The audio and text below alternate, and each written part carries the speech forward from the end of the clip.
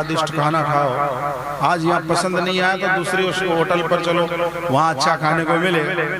और तेल फुलेल लगाने में इत्र बगड़िया और कई प्रकार के तो महंगे महंगे सेंट वगैरह लगाते हैं, उसी में अपने जीवन को पूरा कर देते हैं। ये पहले इंद्रिय रामी होते हैं। अगर उनकी घरवाली कहे कि जी घर में तो आटा ही नहीं है, तो कहेगा कि मेरी थोड़ी जिम्मेदारी, लिया तो कहीं से जाकर के, वो कहां से लाता है। बच्चे बच्ची रोए तो उनकी भी उनको परवाह नहीं होती, केवल वो अपने शरीर के लिए ही जीते हैं, वो दूसरों की परवाह नहीं करते, केवल मात्र अपने शरीर के लिए जीते हैं। प्रवृत्ति में ये पहले प्रकार के इंसान होते हैं। और दूसरे इनसे थोड़े से बढ़ते हैं, आगे प्रस्थान करते हैं, वो आगे बढ़ने का प्रयास करते हैं, वो कुटुंब में आकर के सीमित हो जाते हैं। अपना कुल कैसा, अपना कुटुंब कैसा, कुटुंब के दुख से दुखी होता है, कुटुंब के सुख से सुखी होता है, कुटुंब की महिमा में वो खुद की महिमा मानता है, कुटुंब की महिमा नहीं हो तो अपनी महिमा भी नहीं मानता, वो अपने कुल तक ही सीमित हो जाता है।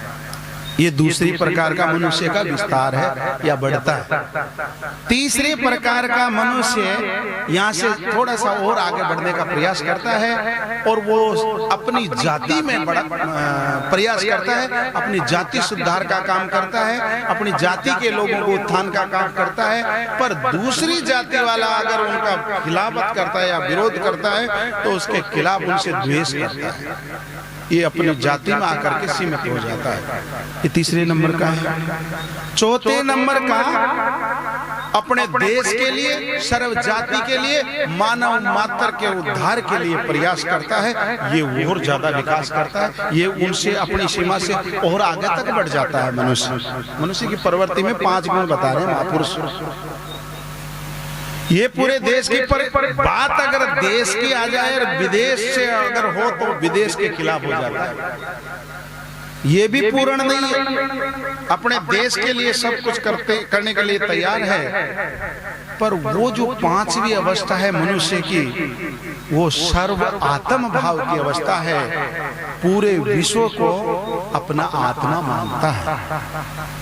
ऐसा कोई आत्मवेता होता है। ये प्रवृत्ति में मनुष्य 5 रूपों में पूर्ण होता है, 5वीं अवस्था में।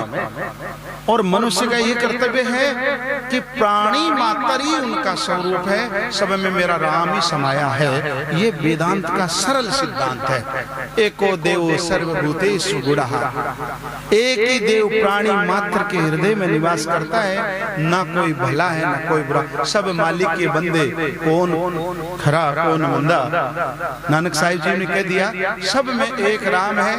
ना वहाँ जाति रहती है, ना वहाँ कुल रहता है, न वहाँ अपना परिवार रहता है, न खुद आप रहता है। वहाँ तो प्राणी मात्र की चिंता उसको रहती है। और ऐसी भावना तक जो इंसान पहुंच गया, वो परमात्मा में मिलने में कोई कसर नहीं।